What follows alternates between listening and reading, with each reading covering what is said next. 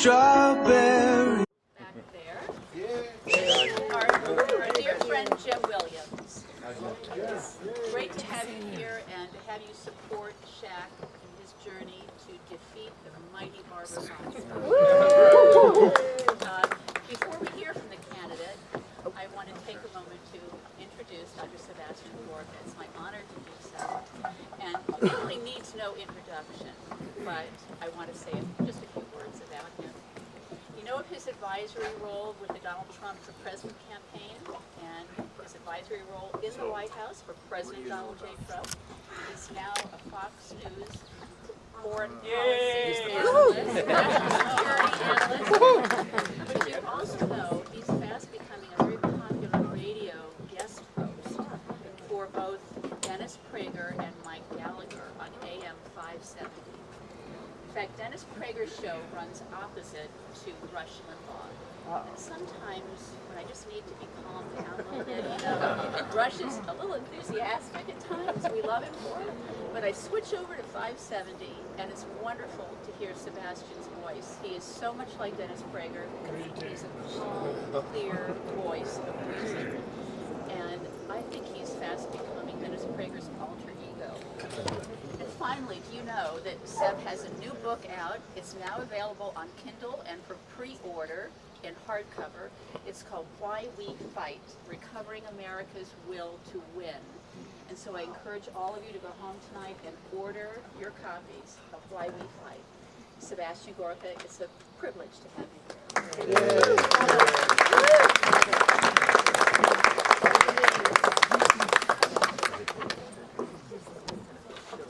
Thank you, Kathy. Stay here. Where's done?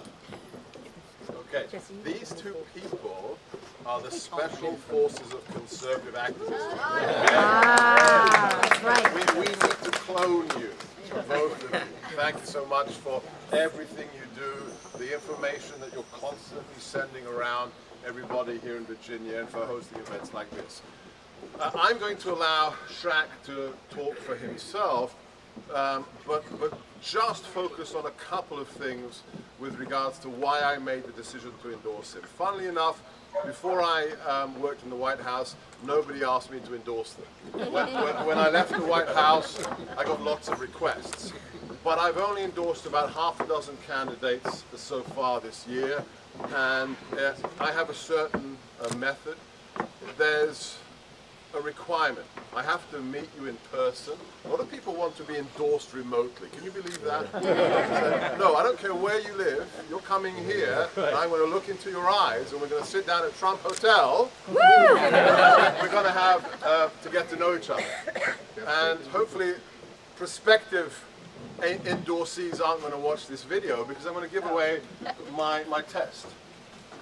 So I sat down with Shak, and I asked him, what happened on November the 8th, 2016?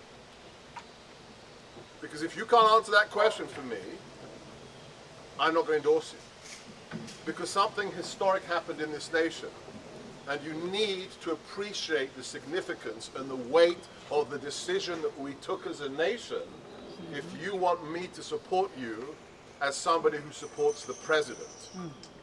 And there are certain ways to approach that question. But one of the most important, I think everybody here subscribes to that, is that on November the 8th, for the first time in the history of this nation since 1776, we chose an American who'd never held public office before or served as a general in our armed forces. Now that's really very, very significant. Why?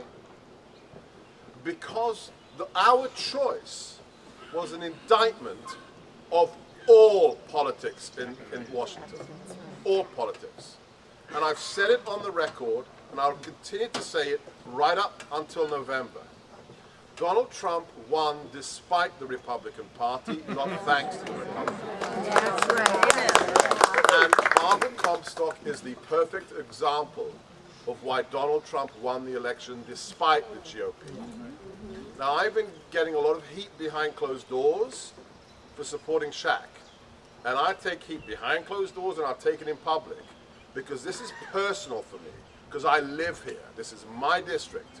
And I'm sorry to say it, we supported Barbara. And she betrayed us.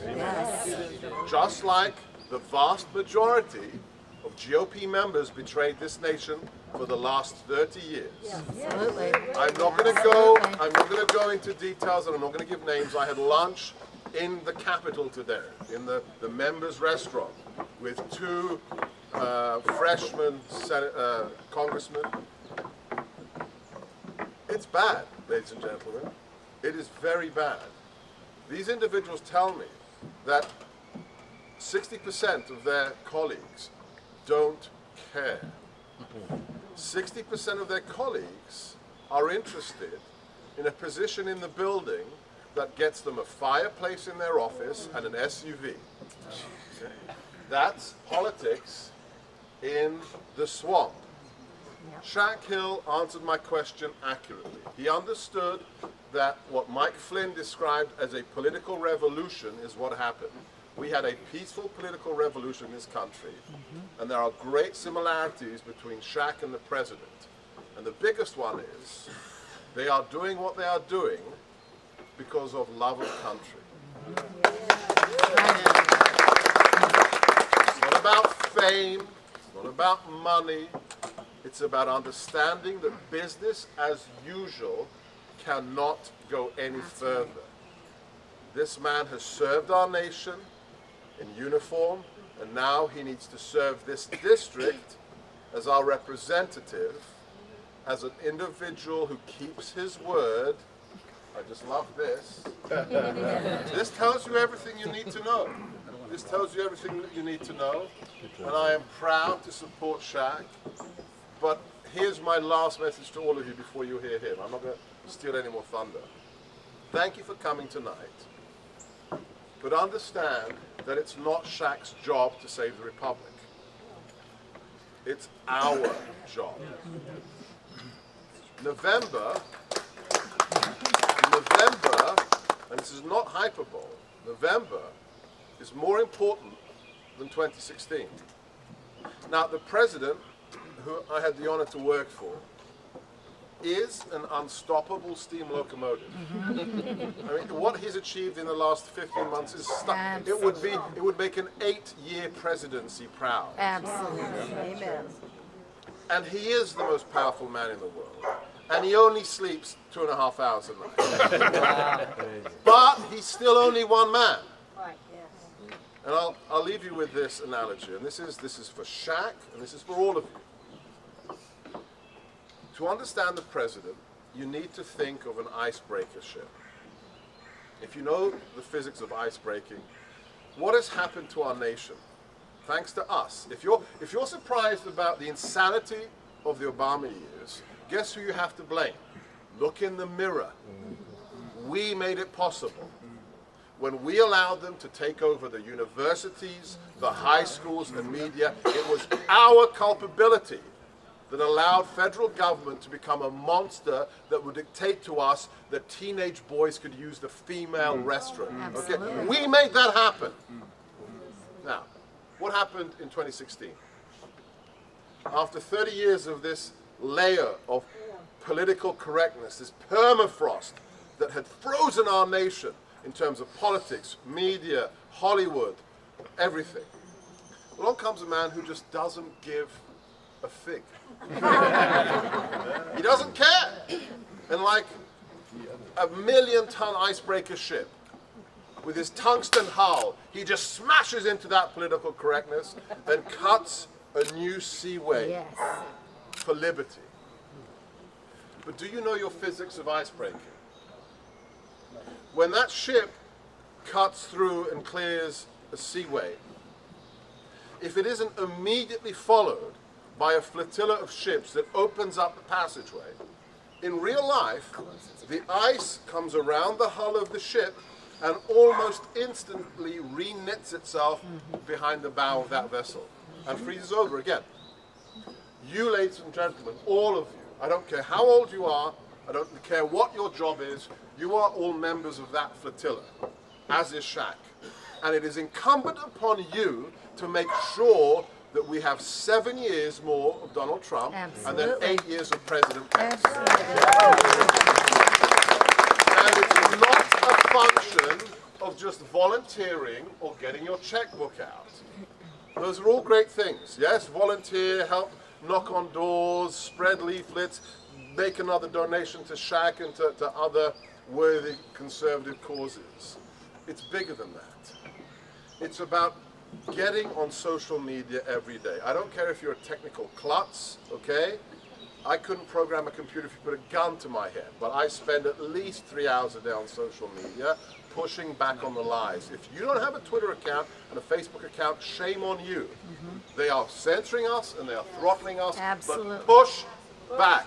Get on there, support him, and support everybody who cares about the Republic.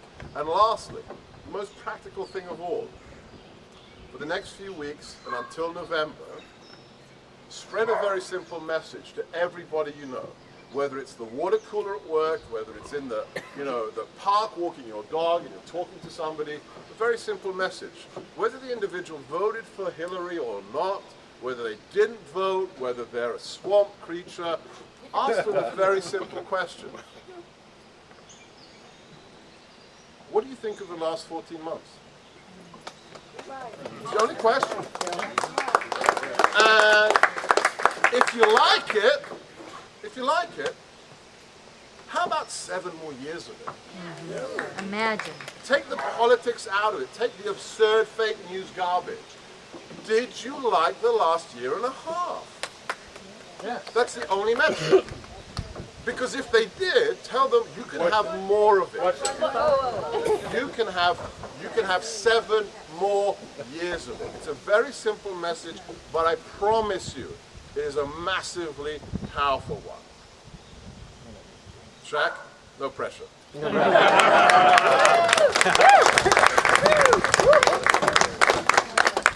you brought the wind. You know, he moved the earth and he moved the wind.